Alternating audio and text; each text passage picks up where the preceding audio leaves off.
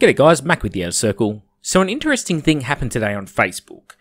I saw a person in a group who was selling a recast of a tank from almost 30 years ago. I looked at the comments and, well, I quickly wished I hadn't because holy crap. I was interested to see comments like, "Don't be a parasite," and "Just because it's out of production doesn't mean you have a right to it." Naturally, this got me thinking. I don't talk about where to get recasts from on this channel, so before you ask, no, I'm not going to tell you, don't even ask. I talk about them because it's a curious case of supply and demand, where the originator of the product can't beat the person copying them. This is pretty rare. Normally when a company makes a product, let's say a phone, for example, the competition is behind them in some way on a technical level or a support and aftermarket level. There's a reason to buy a legitimate item that's provided in your language that has 24/7 tech support that you can go to any store and get help with, versus an item that is sold with broken English instructions and a helpline that's non-existent. But Forge World and Games Workshop, what do they have to offer over, say, a recaster? Well, there's some very unscrupulous recasters out there, and they make terrible casts. So, Games Workshop has quality over them, but what about the high-end recasters who produce arguably better quality miniatures? We know they exist because I've unboxed them live on this channel in the past to demonstrate the point. What happens then? So, here's where an appeal to emotion is generally made by the community, that if you don't support Games Workshop by buying directly from them, then you don't get cool new stuff in future because you're not fueling them to create new stuff. And I see the logic in it, I truly do, but I also see a problem here. Because we excuse Games Workshop's terrible marketing and pricing policies by stating things like they're a business and they exist to make money, no matter how predatory that model is. But when the shoe is on the other foot, when a person seeks to invest their money into a product of equal worth but which costs less for them, suddenly it's morally reprehensible. Yeah, I don't buy that for 1 minute. If Games Workshop seeks to do what's best for their bank accounts, why can't their customers? Another argument made is it's theft. Well, that's a very interesting road to go down. If you make a model for yourself, sculpting it by hand, it's okay. If you create a 3D file and print it, that's also okay. But when you buy that file off someone else, suddenly it's a step too far. And if you straight up buy a recast of the product, that's a step beyond too far. I'm curious at the logic involved in this one because to me, all of those things are roughly on the same level. That level being a rendition of an item that fulfills the role of a product you chose not to buy from Games Workshop anyway. Now that I've already presented you with multiple ethical dilemmas, let me go a step further for you all. For all of you parasites out there.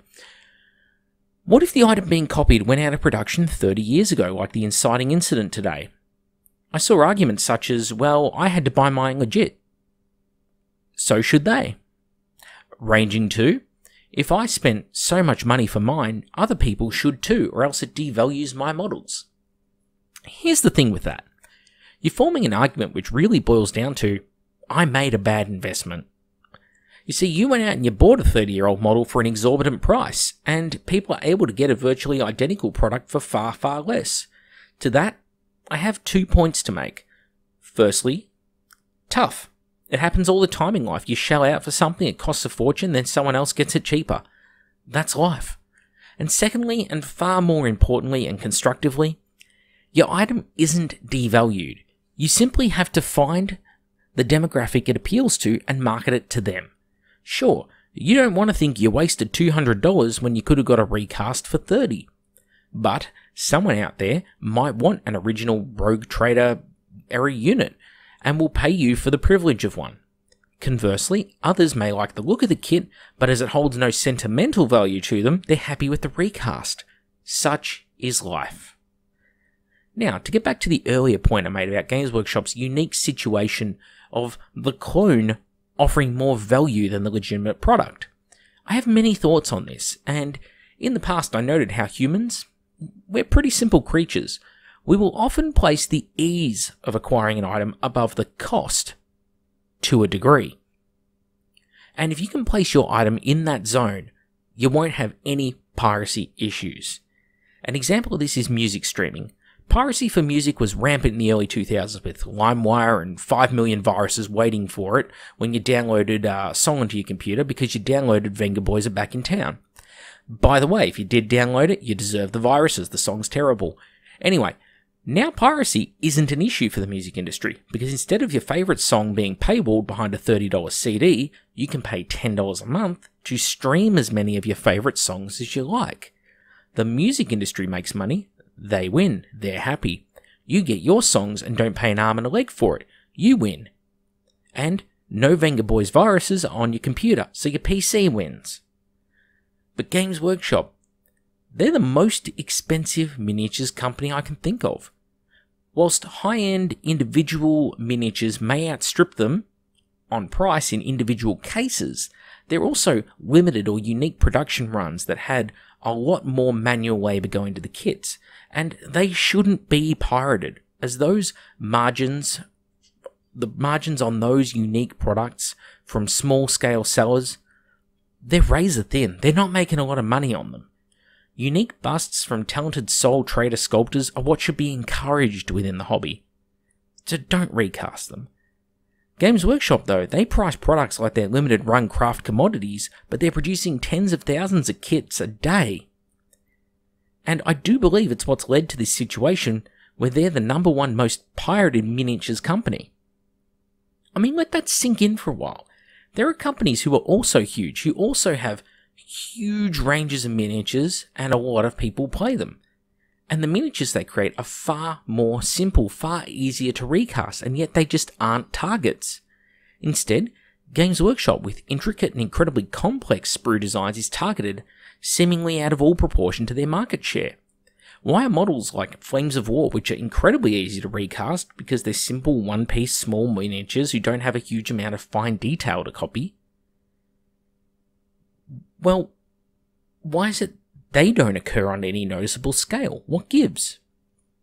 Well, I see a pattern here. 4 things really sort of stick out to me. Expensive items which cost more than the clones, which also offer no discernible quality advantage unless perhaps you compare the plastic kits with resin copies, which are also disproportionately expensive in comparison to roughly analogous products made by competitor game systems, and which are consistently out of stock, no longer produced, or become defunct within a time frame which demands people acquire it in a timely manner. Usually this is meta-driven. That's a lot to take in. It's also not to say that their products are bad, because they aren't, although Forge World quality control is sometimes run by 1,000 monkeys on 1,000 typewriters, it would seem, judging from the mould lines and uncured resin on some of the kits I've had. Out of curiosity, let's look at some recent re-releases of old miniatures, for example. Let's take these chaplains in white metal. Sure, you may have a case where they've found the original masters and they made new moulds for those original masters. Bit of time and effort went into that. Maybe they just found the old moulds dusty on a shelf somewhere. But you're charging twice.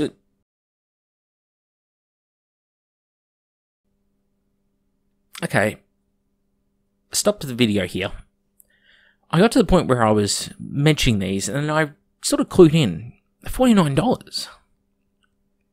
That's not twice. I was going to say they're twice the cost of when they released in 4th edition, or late in the end of 3rd edition.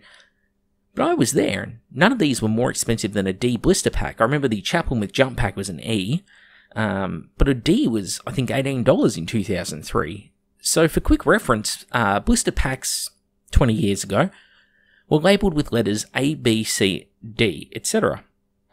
A and B in Australia were both $12, which eventually went up to $14, but B was $14 in New Zealand. So A and B was different in New Zealand, it was the same in Australia. Side note.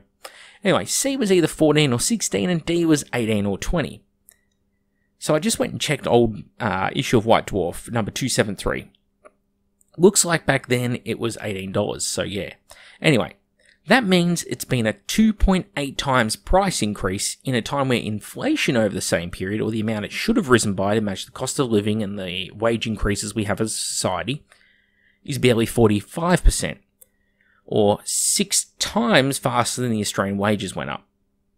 Well, it totally changes the scope of this video, because there's your answer. That's why people are buying Recasts. I changed my mind about everything I said earlier in the video. Literally, the only things Games Workshop has to offer you, the customer in this case, is brand loyalty, nostalgia, and appealing to our desire to sustain their brand.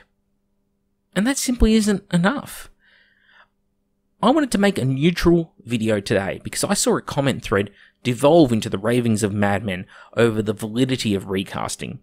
And instead, by the end of it, I'm sitting here saying, no wonder it's happening. Isn't that terrible? Isn't that a sign of a major problem with the system when I can't even craft an unbiased work because they made it so damn hard for me to do so? Questions of ethics and morality go out the window when you're being nickel and dimed, and the only counter-argument is because they need money. Do you know who else needs money? Humans. Human beings need money. Every single one of us. Sure, the game may be a quote-unquote luxury hobby, I guess. But why do you want to deny it to people? Do poor people not deserve hobbies? In the scheme of things, this should be a cheap hobby. It's not boat racing, it's not pro golfing, it's not flying helicopters. It's 3-cent sprues of styrene plastic mass-produced by the tens of thousands per day and artificially inflated because the company thinks the community will bear it. And what's worst of all is that the community actively supports this bad behaviour. So you tell me, what's more morally reprehensible? A person buying a 30-year-old recast tank for a hobby they love but perhaps can't afford? Or the company that raised the price on their product by nearly triple during a recession, in a pandemic, for a product sculpted and paid off 18 years earlier? I'll let you decide.